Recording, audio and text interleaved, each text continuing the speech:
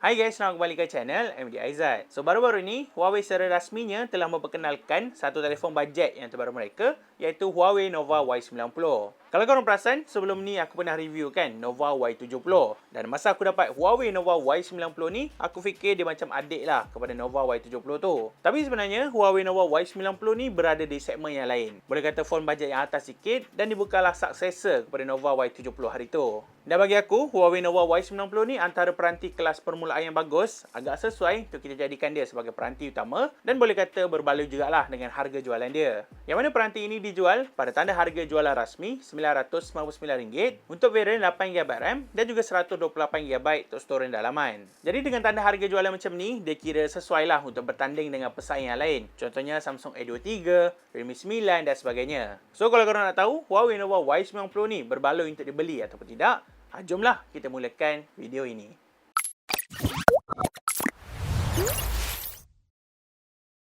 Macam biasa, dari segi rekaan luaran, obviously, Huawei Nova Y90 ini mempunyai rekaan yang ikonik, memang nampak sebiji habis dengan Huawei Mate 40 Pro tu. Dan aku sebenarnya tak pasti sama ada Huawei ni dia memang suka recycle design smartphone diorang ataupun dia cuba mencipta satu design yang ikonik supaya orang tahu produk tu daripada Huawei. So aku pun tak pasti mana satu yang betul, cuma itulah satu kekurangan bila kebanyakan peranti guna rekaan yang sama, kita sebagai pengguna ni agak sukar ataupun mungkin kita akan keliru lah untuk tahu smartphone ni model mana satu. Yelah, design telefon pun nampak lebih kurang kan. Korang bayangkan ada 5 biji telefon dan kesemuanya guna rekaan yang sama. So memang pening lah dan kita pun terpaksa untuk tengok betul-betul supaya kita boleh tahu telefon ni model yang mana. Namun untuk menceritakan mengenai keseluruhan rekaan yang peranti ni ada, bagi aku tak ada masalah. Biasanya untuk peranti kelas permulaan, kebanyakan brand akan buat sambil lewa. Design pun biasa, pakai plastik murah dan sebagainya kan. Tapi dekat peranti daripada Huawei ni, korang akan rasa lain sikit. Aku akui yang Huawei memang bagus bila bahagian build quality, dia masih bagi attention. Even dekat Huawei Nova Y90 ni pun korang boleh rasa tak solid dia. Dia tak ada rasa kosong, tak ada rasa melentuh walaupun back panel dia hanya guna material jenis plastik. So memang bagus dan aku pun suka dengan finishing jenis matte finish yang ada pada back panel dia ni sebab dia buatkan kita rasa seronok bila nak peluk, bila nak genggam telefon ni selalu.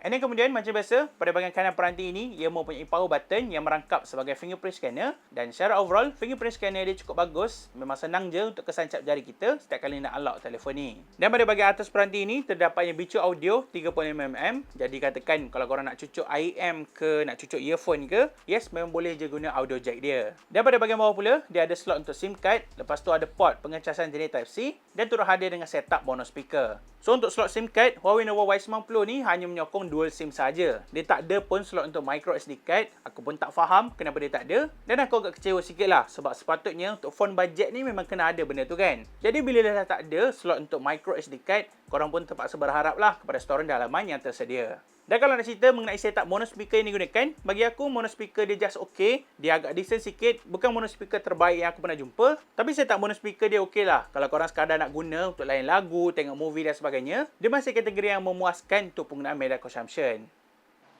But if I lay down and I play dead and I stay dead, maybe you'll get sick of being the monster out of my head, under my bed, thinking something out of my nightmares, seen it right there.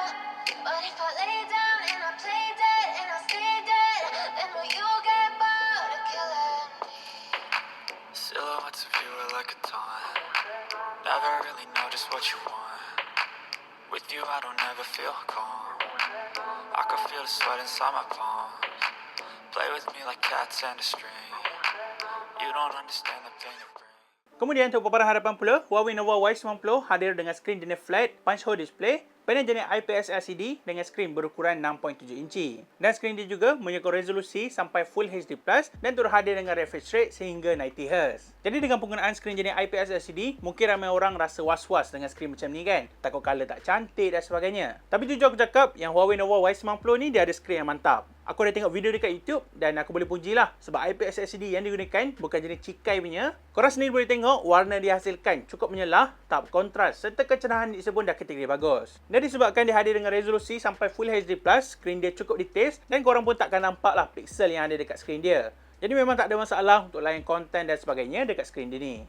Ada satu lagi, memandangkan dia ada 90Hz refresh rate, kelancaran skrin dia terasa sangat smooth. Contoh kalau kita nak layan social media macam Twitter, Facebook, TikTok dan lain-lain, memang boleh rasalah yang skrin dia slippery bila kita scroll tu. Dan aku rasa untuk tahun 2022, sekurang-kurangnya dekat setiap telefon ni memang kena ada 90Hz refresh rate lah. So barulah best, barulah smooth bila kita nak scroll dekat home, dekat social media dan sebagainya. Dan kalau nak compare dengan Nova Y70 yang aku pernah review sebelum ni, bagi aku skrin pada Huawei Nova Y90 ni jauh lebih baik. Dia punya tahap kepuasan tu lagi tinggi. Dia ada skrin yang besar and then bezel sekeliling skrin dia pun nampak lebih nipis, kecuali dekat bahagian dagu skrin. Jadi bila nak layan movie, tengok YouTube dan lain-lain, skrin hadapan dia memang sangat praktikal ataupun sesuai lah untuk tujuan entertainment. Seterusnya, untuk spek dalaman, peranti ini dikuasakan dengan penggunaan chipset daripada Qualcomm iaitu Snapdragon 680, ada dengan RAM sebesar 8GB RAM dan ada storan dalaman berkapasiti 128GB. Aku sebenarnya agak terkejut bila tahu yang Huawei Nova Y90 ni menggunakan chipset daripada Qualcomm. Biasanya untuk peranti Huawei, mereka akan menggunakan Kirin. Tapi kali ini berbeza sikit, but still aku sukalah dengan keputusan Huawei yang meletakkan Snapdragon 680 ni. Sebab yang macam kita tahu, chipset ni antara chipset kelas permulaan yang bagus, dia power efficient kan. Jadi bila korang guna sebagai phone harian, memang akan rasa selesa. Lepas tu katakan kalau korang nak main game pun dia masih okey. Yes, aku tahu untuk Snapdragon 680 ni, dia bukanlah sebuah chipset yang terlalu bagus untuk handle game yang berat. Tapi aku dah cuba main game PUBG Mobile, so far prestasi dia okey. Prestasi dia masih boleh diterima dan boleh kata sesuai lah dengan kelas dia tersendiri. Memang sama je macam smartphone lain yang menggunakan chipset ni. And then apa yang best dengan Snapdragon 680 ni, bagi aku dia sesuai lah untuk penggunaan daily use. Aku ada cuba buka banyak aplikasi secara serentak dan so far tak ada pun apps tu force close secara tiba-tiba, tak ada apps crash dan sebagainya. Kira dah cukup bagus dah untuk guna sebagai peranti utama. Untuk prestasi bateri pula, Huawei Nova Y90 hadir dengan bateri berkapasiti 5000 mAh dan turut hadir dengan adapter fast charging setinggi 40W Huawei Supercharge. So dengan adanya bateri besar macam ni, korang tak pun nak risau. Aku sendiri berani jamin yang telefon ni mampu untuk bertahan selama 1 hari atau 1 hari lebih sebab dia punya chipset power efficient kan. Dia tak perlukan kuasa yang lebih untuk dia terus berfungsi. Jadi korang memang akan rasa enjoy lah untuk gunakan telefon ni selama seharian. Dan secara asasnya, untuk tanda harga RM1,000, kebanyakan brand akan bagi fast charging yang rendah sikit. Maybe 18W, 25W dan lain-lain kan. Tapi dekat Nova Y90 ni, Huawei bagi terus fast charging 40W. Dan dengan adanya fast charging selaju ini, dia hanya mengambil masa sekitar 1 jam 20 minit sahaja untuk full charge. Mungkin agak lambat sikit kan, 1 jam lebih tu macam lama. Tapi sebab dia ada bateri yang besar, bagi aku okey lah. Dia dah cukup laju untuk penuhkan bateri dekat telefon ni. Selain itu, untuk setup kamera, Huawei Nova Y90 hadir dengan 4 setup kamera. Dia ada lensa utama 50MP, lensa makro dan depth sensor 2MP. Manakala untuk kamera hadapan, dia guna selfie kamera 8MP. Dan kalau nak cerita mengenai kekecewaan aku, bagi aku dekat setup kamera ni lah. Bukan sebab hasil gambar dia, tapi disebabkan dia tak ada lensa ultra wide. Aku pun tak faham kenapa kebanyakan brand, diorang suka sangat letak lensa makro dengan depth sensor ni. Sebenarnya dua lensa ni bukanlah tak berguna, tapi aku lagi prefer lah untuk ada lensa ultra wide. Macam aku suka ambil gambar tempat, ambil gambar pemandangan, ambil gambar bangunan. Jadi bila ada lensa ultra wide ni, dia jadi best lah kan. Sebab gambar tu nampak lebih luas, nampak lebih cantik. Jadi bila dah tak ada, memang aku kecewa, aku hiba, aku sedih. Tak tahu nak kata macam mana, tapi kecewa sikit lah bila dia tak ada. Dan korang sendiri boleh nampak benda ni dekat brand lain, contohnya macam Realme, Honor, Infinix, even Samsung sekalipun masih gunakan lensa makro dengan depth sensor. So kalau korang tahu kenapa dia orang suka sangat letak dua lensa ni, korang boleh kongsikan pendapat korang di ruangan komen. Dan secara overall, hasil gambar yang datang daripada setup kamera dia ni bagi aku sekadar biasa. Korang mungkin boleh nampak yang kamera dia tak kumpul banyak sangat details, dynamic range pun nampak lemah. But still okay, dia masih ada capability untuk mengambil gambar. Dan ini adalah contoh-contoh gambar yang aku tangkap menggunakan setup kamera Huawei Nova Y70.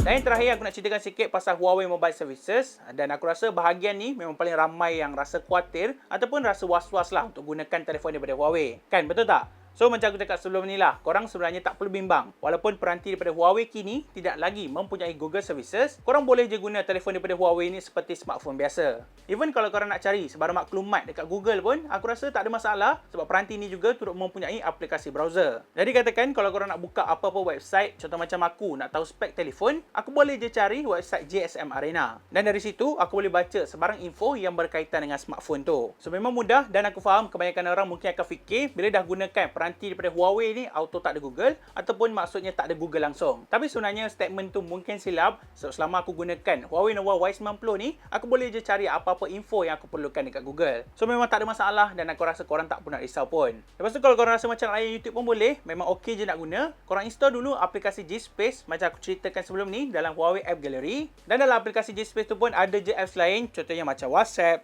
Facebook, Instagram, Gmail dan sebagainya. So memang rasa seperti kita tengah gunakan smartphone yang mempunyai GMS. Cuma satu kekurangan dia, korang mungkin perlukan usaha yang lebih sikit, korang perlu mendalami. Dia tak adalah terlalu mudah sangat, tapi masih boleh digunakan lah seperti phone Android yang lain.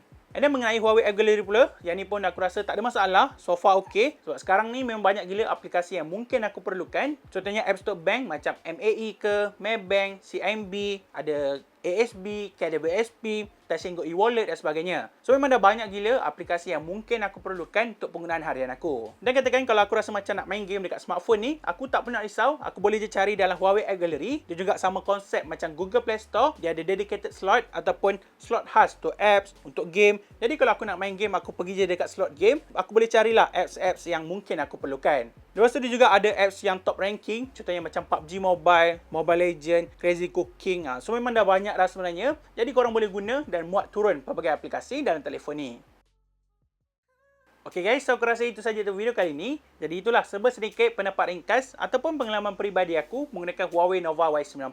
Dan macam aku mention awal-awal tadi, Huawei Nova Y90 ni antara peranti kelas permulaan yang bagus. Kalau korang ni jenis suka explore, korang rasa nak mendalami, korang rasa nak cabar diri korang untuk menggunakan telefon yang tidak mempunyai GMS, yes, korang boleh consider untuk pilih Huawei Nova Y90 ni. Mungkin dia agak mencabar sikit lah, tapi rasa puas nak guna tu ada. Lagi-lagi bila korang dah mula faham mengenai sistem yang digunakan. Dan kalau korang tanya aku, jawapan aku mudah je. Aku cukup enjoy untuk gunakan telefon daripada Huawei sekarang. Memang dah banyak gila improvement. So kalau korang pun diberi peluang, tak salah rasanya untuk korang cuba explore benda macam ni. Memang best gila untuk mendalami perkara yang berkait dengan teknologi. Dan seperti biasa, jika korang berminat, aku akan tinggalkan segala info serta link pembelian dekat description box di bawah. Okay guys, semoga bertemu kembali dalam segmen yang akan datang. Thank you for watching, dan kalau korang rasa video ini best, jangan lupa untuk tinggalkan like, komen dan share. Dan jangan lupa juga untuk subscribe di YouTube channel MDIZ. Jaga diri korang sentiasa, pakai mask bila keluar rumah, and see you guys in the next video. Bye bye.